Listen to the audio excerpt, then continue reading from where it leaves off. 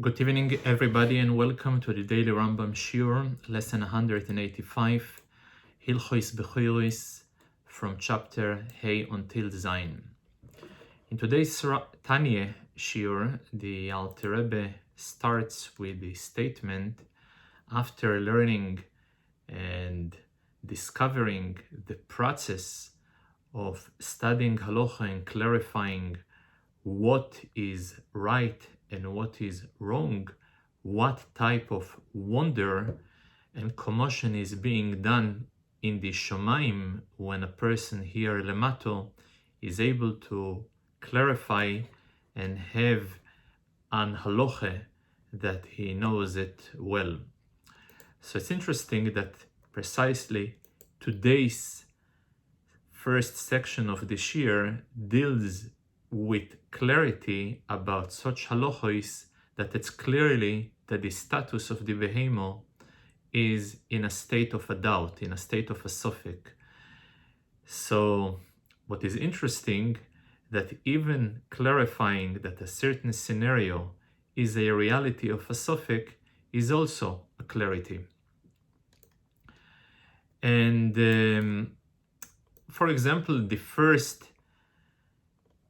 example that he brings is when a person has a sheep or an animal that gave birth the first time to two males. So clearly that one of them is a Bechorot, but it's not clearly which one of them is the Bechorot.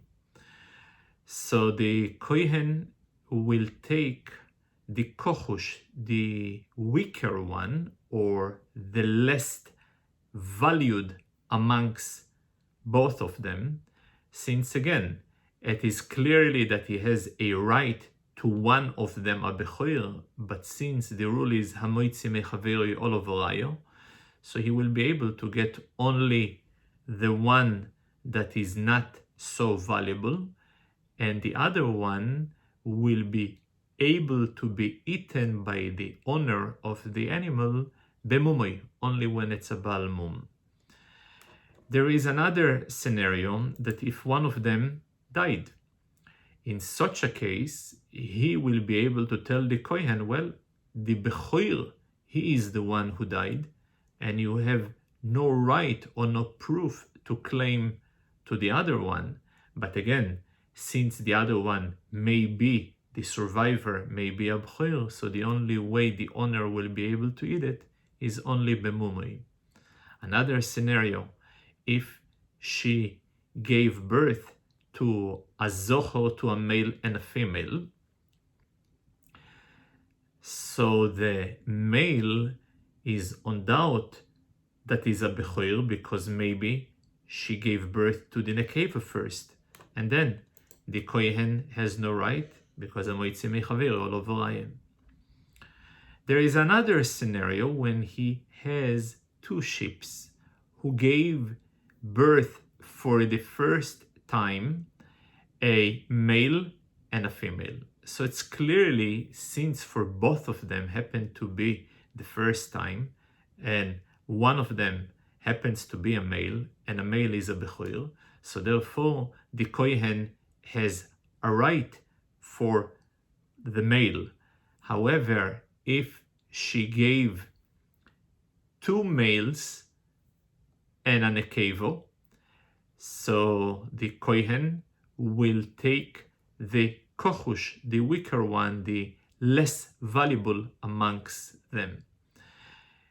In case that those two sheep gave birth to two males and two females, so again, I'm turning to the Kohen and I'm demanding for him to bring a proof that he has any entitlement to one of them. And as we have mentioned yesterday, in each and every situation that the verdict is a suffix, and therefore the Kohen has no claim towards the actual animal.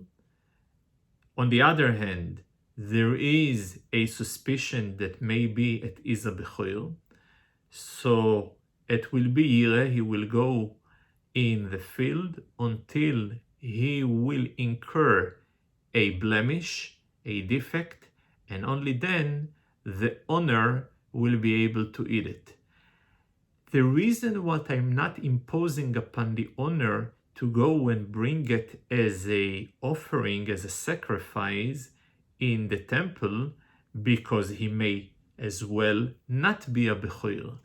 And if he is not a Bechor and he's slaughtering it in the temple, he's violating a prohibition of Sheichet Chulin Bo Azoreh. When a person slaughters an animal that is not holy in the Azoreh, he is actually violating a negative commandments.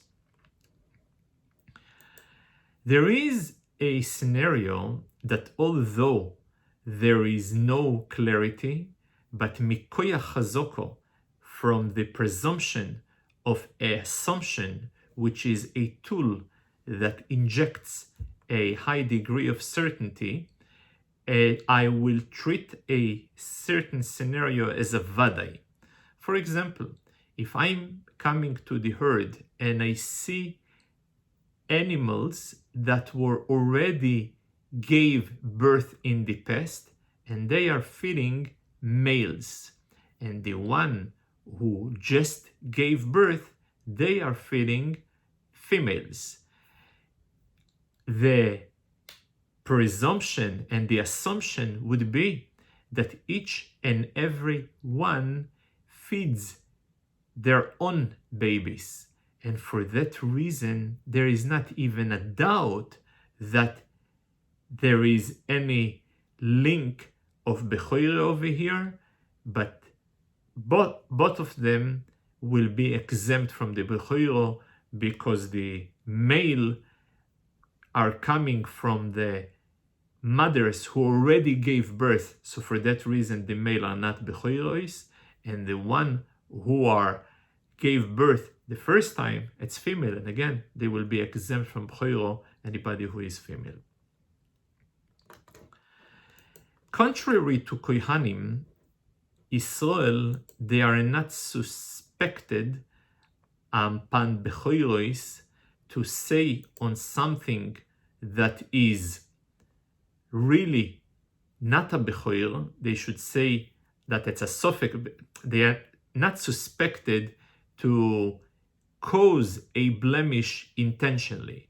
So for that reason, I won't suspect them when they are saying that something is a Sofek Bechor, that they are lying about it, because it's not an incentive enough for them to eat the Bechor B'mumoi to go and lie for it. Like all the Korbanos, Bechoros can come only from Chulin.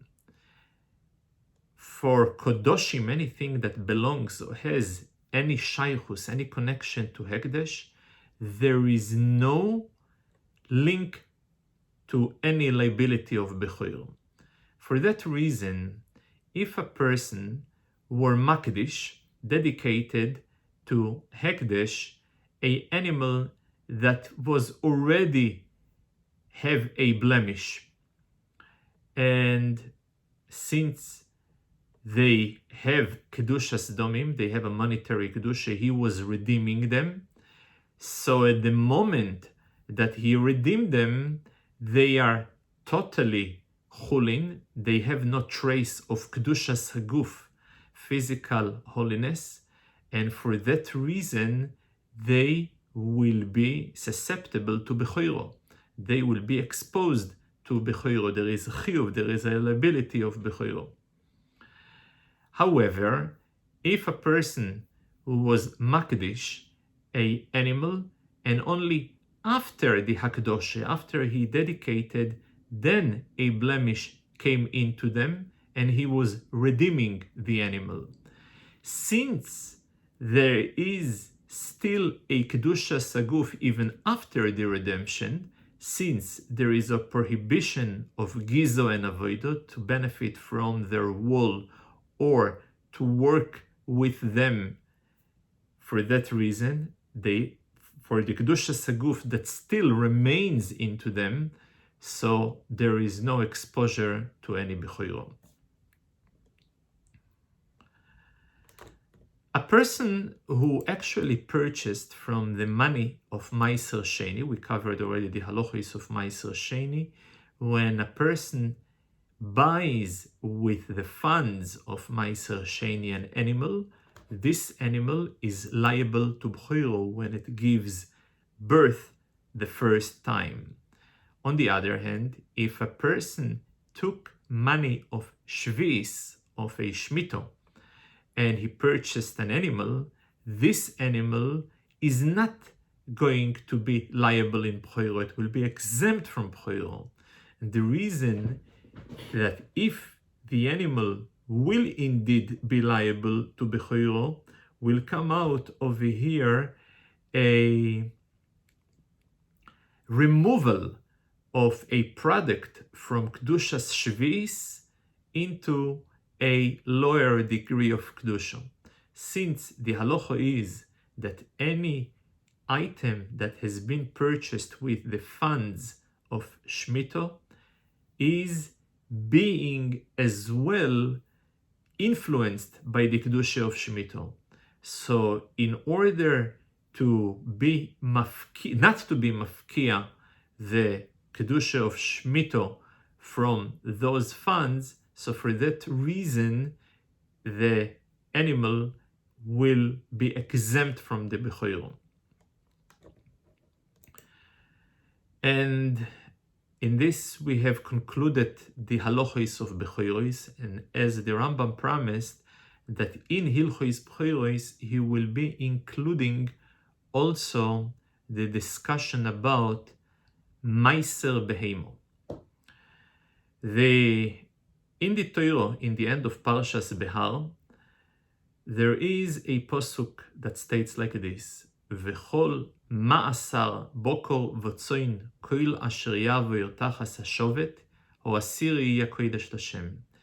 Any 10% of cattle or sheep that will come under the shevet.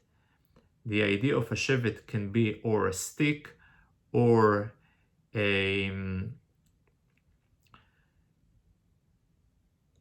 other item that is being used to count those animals. So asiri, the 10th one, yeh kodesh l'Hashem.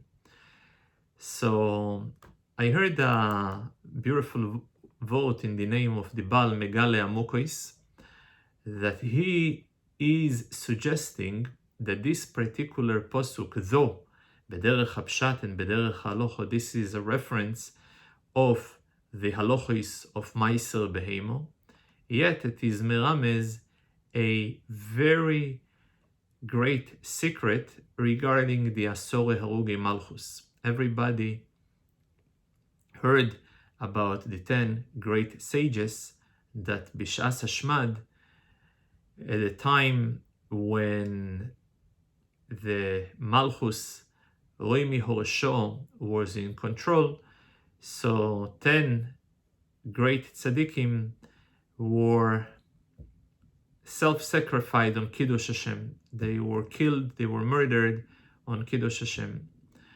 And the way that it goes in tradition, that they were paying, and in fact we're saying it in Nusach HaTfilah, in Seder Avodah of Yom Kippur, and it was in respond kapore for the chet of Yosef, Mechiras Yosef by the Shvotim. So it is merumos in this particular posuk, because we know amongst them was also Rabbi Akiva. It was a Asor Harugi Malchus. And the question is, those tribes who were participating in his sale were not 10, they were 9. The reason is because obviously you cannot include Yosef since he was the victim. You cannot include Binyamin since he was not there. You cannot include Reuven since he was not there as well. So if this is the case, we have over here only 9 who participated in this sale. So how come was a Soe, Harugi Malchus, was supposed to be punished for their sin? So he says the question and the answer are merumos in this pasuk. How is it merumos? Vechol maaser. Vechol is an abbreviation of a question. Vechi lomo. It's Rosh Tevis. Maaser is also abbreviation of the following words. Meis akivo shehoy. So again, Vechol maaser is abbreviation Vechi lomo meis akivo shehoy. And it is written Bokor Vatzoin. Before he became a scholar, he was a shepherd of cattle and sheep. So the answer is like this. This is the question. Kol asher yavoir, all those people who were amongst him, excluding Rabbi Akiva, each and every one was tachat instead of a shevet, instead of a tribe, one of those tribes who committed the crime. Ho'asiri, the 10th one, which is Rabbi Akiva, Ihye kodesh Lashem. He will be holy instead of Hashem, since God Almighty have participated with their sale as well, as it is written, Shehishbiuhu lakodesh Baruch Hu imohem, and the Rabbi explains the entire siche, how come Yosef was not informing his father, and the reason, since they were taking God Almighty in their alliance, and they were machrim anybody who will reveal the secret. So Rabbi Akiva, he is the one who atoning of the participating of God in that particular sale of Yosef. And the details of the mitzvah is, first of all, it's only applicable to chulin, not to mukdoshin. It is applicable biblically in every time, whether there is a temple, whether there is no temple, whether it is in Israel or whether it is outside Israel.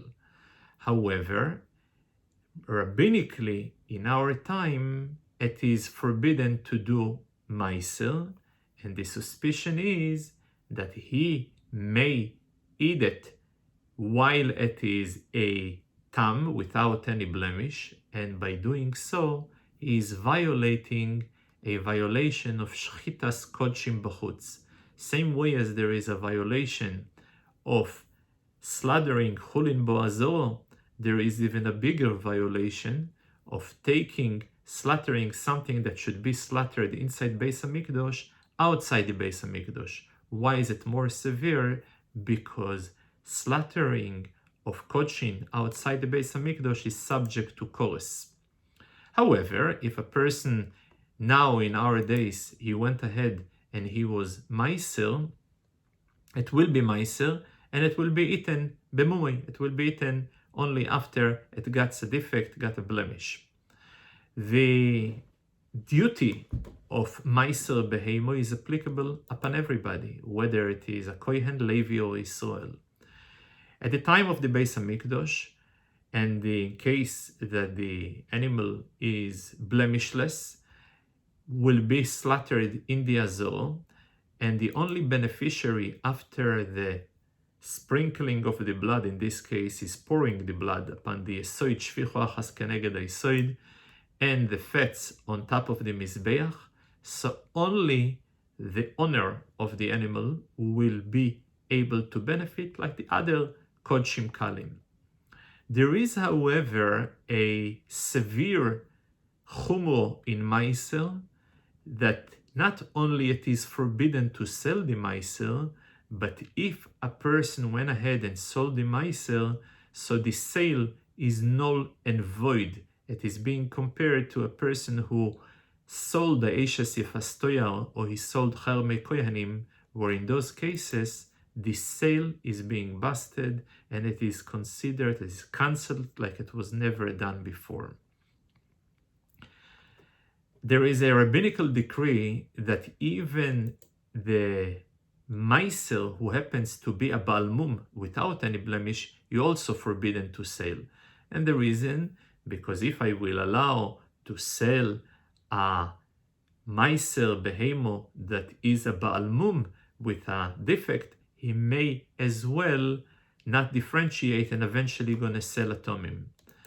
But the prohibition is limited only against a sale of his flesh, of his meat. The sale of his bones, his fat, his skins will be permitted, and also the flesh b'di'evad, after a defect, in case he was mavlia, he was so-called hiding or including the price of the meat in the price of his skin or other permitted parts of him, so b'di'evad, even the flesh will be permitted. When it comes to determine a mum in a meiser, everybody will be reliable, contrary to Bechorot, and the reason, because there is a migu. He has an alternative. The alternative, he can do it perfectly legally. Before he makes the meiser, he can cause to each and every single animal in his herd to be a Baalei Mumin, and therefore it's not that he is committing any crime. So for that reason, anybody, including the owner, will be reliable and will be credible to determine if this meiser is a Baal Mum. The duty to give meiser behemo is only upon those animals who were born in his possession, not those animals a person have purchased. And the term purchase is expanding also in partnering, if he just have partnered, and as a result of his partnership, he obtained animals. So those animals in connection to meiser behemo will be considered like a purchase. A division of an inheritance amongst heirs will also gonna be considered purchase. However, before the division, those by the heirs, so this inheritance will be liable to meiser. After the division, it will be considered like a purchase, but before the division, it's considered like it was born in their possession, since they are an extension of their moirish, of their deceased one. When it comes to do the meiser, even animals who are Baalei Mumin or Roiva, Nirba, Nevad, other disqualification in Korbonos, they can be in the process of the meiser. Soon we're going, in the third chapter, we're going to go through the details.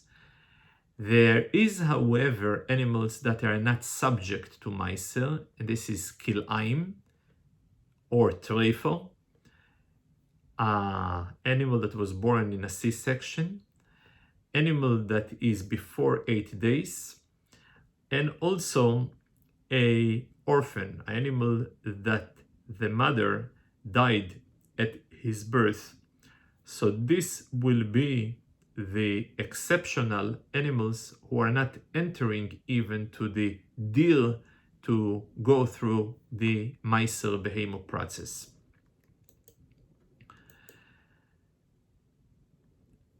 Since we have just learned that a person who is a purchaser will be exempt, he will be exempt only if the animal is qualified to go through the meiser. But let's say if a person have purchased an animal that is a mechusar zman, before 8 days, and only in his possession it grew up to be after 8 days.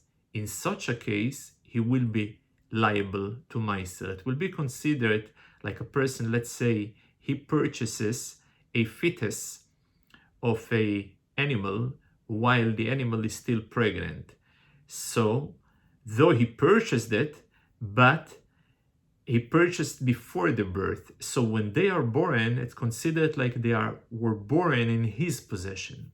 So for that reason, any type of an animal a person have purchased that is not ready, is not ripe there yet to be qualified for Meiser, so at the moment it becomes qualified, it will be viewed as it was born in his possession, and it will be chayev in Meiser.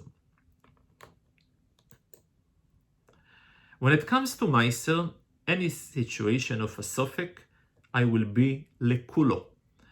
For that reason, let's say an animal that is an orphan. And as we have learned, an animal that is an orphan is not subject to Meiser. So this orphan animal got mixed with many other animals. So all of them will be exempt from Meiser as well.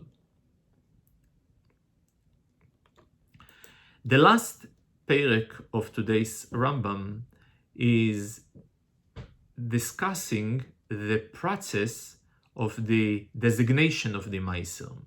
As we have learned, the way that he gives 10% of his cattle or sheep is not counting the amount he has and taking 10% and giving and going through the process of offering or yoechal b'mumoi, but he's bringing them into a deal, into the herd where they are, and he's creating a narrow opening, and he is causing them to leave, to exit the deal, the room where they are, and he starts to count 1, 2, 3, 5, 6, until he reaches number 10, and the 10th one, he is painting it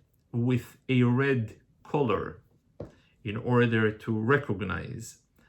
And if a person has many locations where he has different animals, as long as the distance between one location or the other is less than 16 kilometers, then he will have them join together and go through the process of Meiser Behemo. In case that they are further than 16 kilometers from each and every location, and they happen to have less than the amount that is necessary for Meiser Behemo, which means less than 10 sheep or so they will be exempt. A person cannot be designating from cattle on sheep. However, from sheep on goats and the opposite, as long as belong to the same category, bokel or tzoin, so it will fine. A person cannot designate from bokel over tzoin or tzoin over bokel, but within tzoin, one type of tzoin over another type of tzoin, that's okay for him to be mafrish. The Meiser must be from the animals that were born that year. A year starts from the 1st on Tishrei until 29th day of Elul. This belongs to 1 year. So a person cannot take from an animal that was born after Rosh Hashanah towards an animal from last year.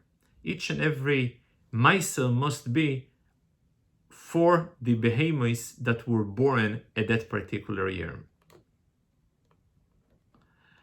Though I'm using the term a Meiser, and we are familiar that any fruit, when it comes to fruit that was not Meiser was not taken from it, the fruit will be considered tevel. However, when it comes to Meiser Behemo, it's not so. Even if a person was not taking Meiser Behemo yet, the animal will still be permitted. He can eat it, he can sell it, he can slaughter it, and there is no problem. However, it was a common practice, though legally they can consume without Meiser, but in reality they were practicing Meiser to such an extent that it was seasons in the year, and typically were always 15 days between high holidays, 15 days before Sukkot, 15 days before Pesach, 15 days before Shavuos, where the process of Meiser Beheme used to take place in order to make animals available for the Oilei Regolim, people who are coming to the temple for the high holidays. And I will conclude with an interesting story that happened with the Rabbi of Kfar Chabad, the first one, Rabbi Garelik. When the early years of the Kfar came a philanthropist to visit the Kfar, and he approached him with a fundraising appeal to pay and sponsor the local mikvah. And at that time, I think a sum of about $50,000 were needed for it, which he was reluctant to agree for the proposal. And he told him, listen, this is a big amount. So he tells him, I would like to share with you an interesting vote related to the shir that we have just learned. It says the rule is that when a person is about to make Meiser Behemo, though he may have it will be much more time efficient to just have a amount, how much animals you have, how much you need to give, and therefore, why is it necessary to take and count one by one and only the 10th one to give Meiser? It will be much easier to have estimate how much you have and give a Meiser and take 10%. And he says like this, there is a psychological deep understanding in the psyche and in the mental weakness of a person. A person, if you will tell him that he has, assuming he has 1 million animals and you gotta give 10%, 100,000, it sounds astronomical number. However, the same numbers, if you will propose him the way the Torah did, start to count one by one, so though he will give the 10th one to Hekdesh, but at the moment that he has 9 animals that still belongs to him, he will feel much more comfortable. So he says like this, I would pleasantly and be willing to go with you to America and access all the dollars you have and count one by one and give you 9, and the 10th one I'll take to myself, and again move to the next 10 and do the same thing.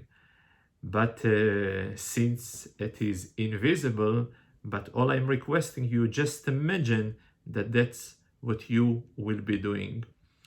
He loved the story and he agreed, and he paid for the proposed charity cause that he suggested him. So thank you very much and have a great week. All the best.